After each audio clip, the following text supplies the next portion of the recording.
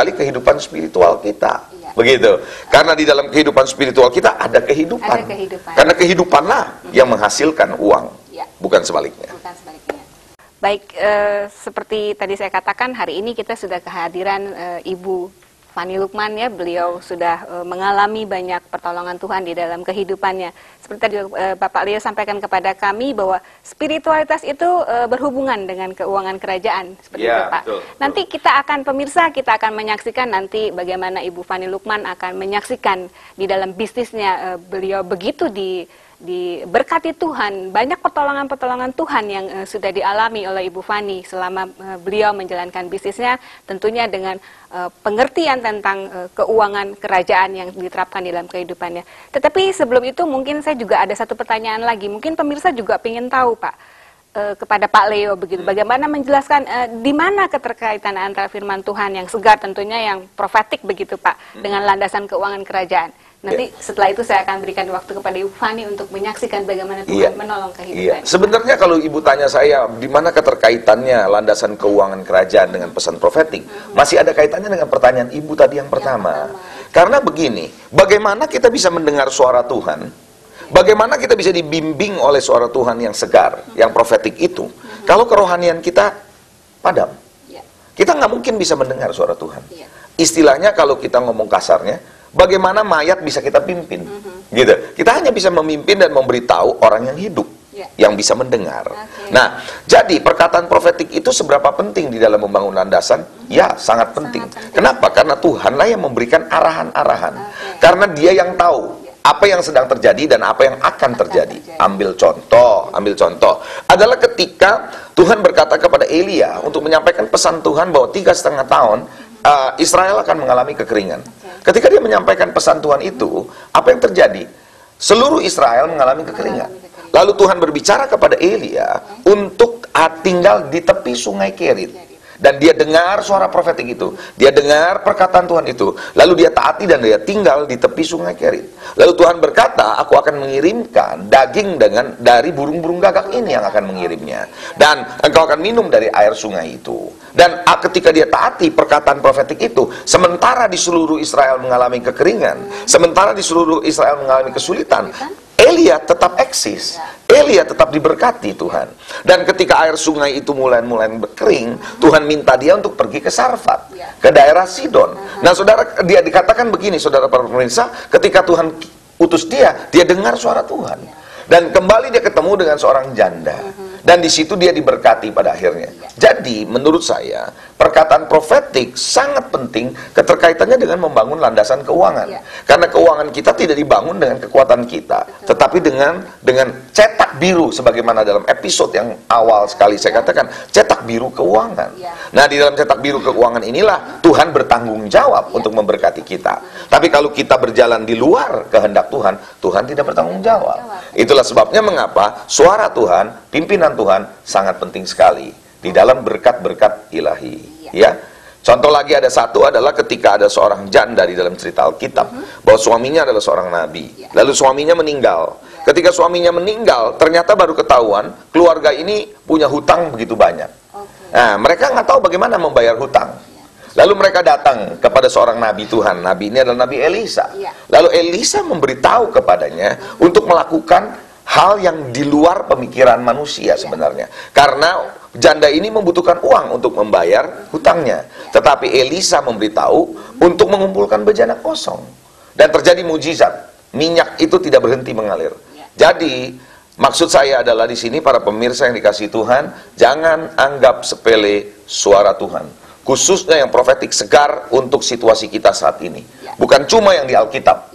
Tetapi apa yang Tuhan mau katakan buat kondisi kita, buat keadaan kita saat ini.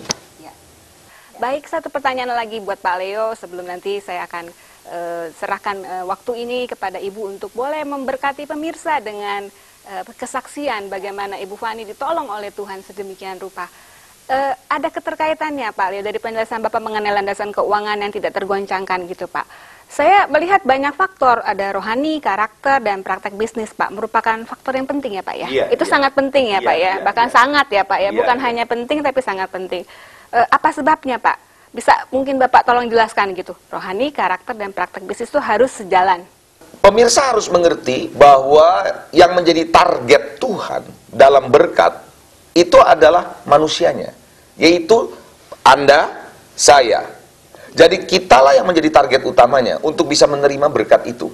Tuhan memberikan berkat itu kepada manusianya. Jadi faktor manusianya itu sangat penting. Karena kalau yang namanya berkat ataupun kekayaan yang Tuhan mau berikan, Tuhan tidak pernah mau bekerja sama dengan orang fasik. Tuhan hanya bekerja sama dengan orang benar. Tuhan memberkati orang benar. Tuhan tidak memberkati orang fasik. Ya, itulah sebabnya mengapa keberadaan kita sebagai seorang Kristen, sebagai anak Tuhan, sebagai hamba Tuhan, karakter itu penting. Lalu praktek-praktek bisnis kita, transaksi bisnis kita yang diarahkan seperti yang Tuhan mau, itu juga penting. Demikian pula kerohanian kita. Karena kehidupan kita di mata Tuhan bukanlah darah dan daging semata-mata, tetapi roh kita. Karena ketika roh kita padam, walaupun darah daging ada di mata Tuhan, itu kita adalah mengalami kematian.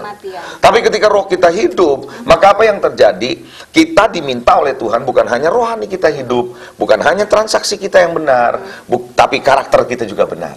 Nah, jadi menjadi B, kembali lagi dalam pelajaran saya, pentingnya B. Ketika B itu terbentuk, kita menjadi orang yang diberkati Tuhan. Ada satu ayat, kalau masih ingat, di dalam Kejadian 26 ayat 3. Tuhan berkata kepada Ishak ketika dia mau pergi ke Mesir. Tuhan berkata, jangan pergi ke Mesir, tinggal di tempat yang aku sudah tetapkan. Sebab aku menyertai engkau dan memberkati engkau. Jadi kuncinya adalah dirinya Ishak sebenarnya. Bukan perbuatannya. Tuhan tidak bilang bahwa aku akan menyertai dan memberkati perbuatanmu, tetapi dirinya. Ya, jadi saya kira itu keterkaitannya. Itu yang paling penting ya Pak ya. Jadi seperti bahasan Bapak beberapa waktu yang lalu di dalam program ini, Bapak menjelaskan bagaimana be, do, baru have, gitu ya Pak ya. Jadi saya sungguh diberkati, saya rasa pemirsa juga sangat diberkati pada saat ini, bahwa banyak hal yang kita boleh gali di dalam pelajaran kita, bagaimana membangun landasan keuangan kerajaan. Sehingga kita sebagai anak-anak Tuhan, kita boleh memandang uang secara benar, sesuai dengan apa yang Tuhan tetapkan di dalam Alkitabiah. Begitu. Baik Bapak Ibu Saudara, tiba saatnya mungkin kita akan mendengarkan kesaksian dari Ibu Fani. Mungkin Ibu pernah mengalami sesuatu pertolongan Tuhan. Katakanlah kalau di dalam dunia bisnis itu kita pernah mengalami satu masa waktu zaman krisis seperti itu tuh Ibu ya. Kemudian apa yang Ibu rasakan atau Tuhan tolong seperti apa pada saat hari itu, yang mungkin juga pemirsa di rumah boleh mendapatkan sesuatu kekuatan. Silakan Ibu, mungkin Ibu boleh sampaikan. Ya, saya mau sampaikan kesaksian saya sebagaimana Tuhan itu satu hal, yaitu kita harus hidup di dalam nilai-nilai kerajaan. Itu yang paling penting, kita tanamkan nilai-nilai kerajaan di dalam kehidupan kita orang yang percaya. Karena kita tahu kalau kita orang yang percaya kepada Tuhan, Tuhan akan bisa lakukan banyak cara dalam setiap kehidupan kita. Kalau kita ada menghadapi masalah, satu hal kita punya, ada satu ketahanan di dalam nilai-nilai kerajaan itu bagi kita. Jangan kita mudah lemah gitu, tapi terus kita maju, kita terus bangkit untuk terus percaya dan mengandalkan Tuhan. Ya, saya juga mengalami namanya krisis keuangan itu yang cukup membuat sampai usaha kami tidak berdaya. Tapi mulai sedikit Tuhan tolong dan membangun seperti apa ya. Cuman satu hal, hanya di dalam Tuhan. Di luar Tuhan kita tidak mampu akan lakukan untuk membangun daripada setiap usaha. Tetapi kita tahu setiap usaha itu adalah Tuhan yang ada di atas dalam perusahaan itu. Tadi Ibu katakan Ibu sudah mengaplikasikan begitu ya, sudah mencoba untuk mengerti dan menjalankan bisnis Ibu dengan cetak biru kerajaan Allah.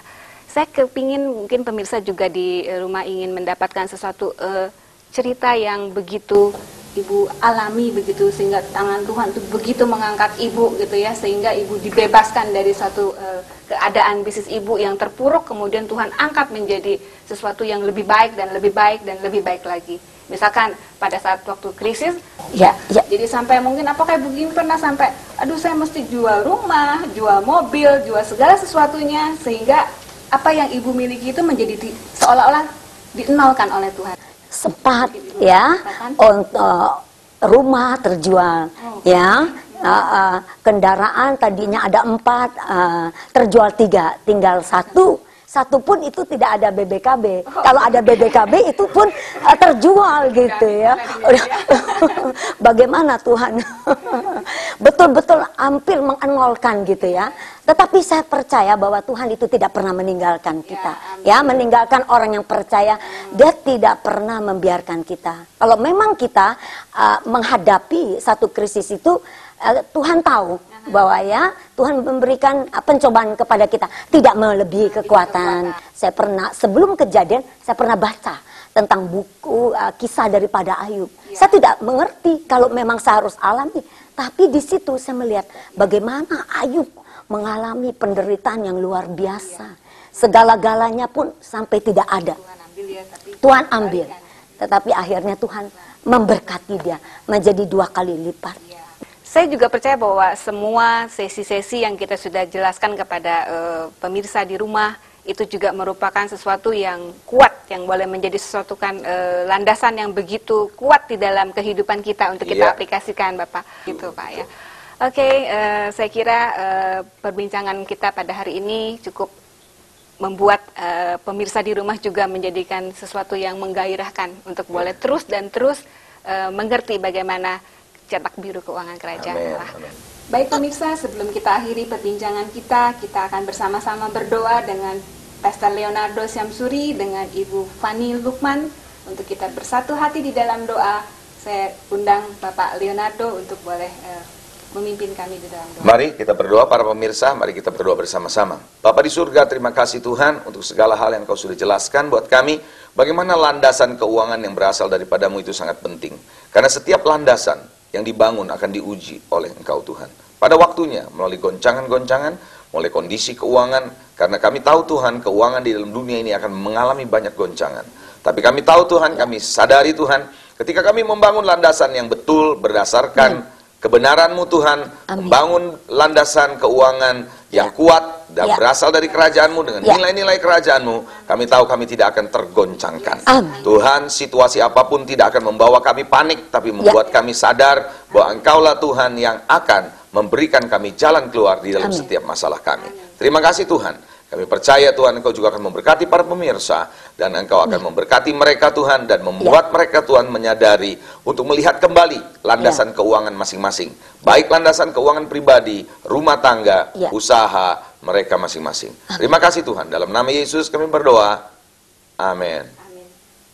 Dan bagi pemirsa, sahabat Beyond Success yang rindu untuk belajar lebih dalam lagi mengenai Financial Blueprint, dapat menghubungi kami di nomor telepon yang tertera di layar televisi Anda, atau login di situs kami di www.lightthenation-gks.org, karena kami akan memberikan CD pengajaran tentang Financial Blueprint kepada 100 orang penelpon pertama.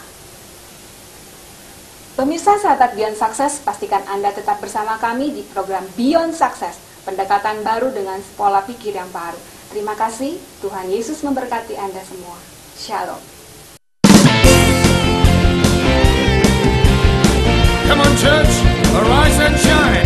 His light is risen upon you. He calls us to be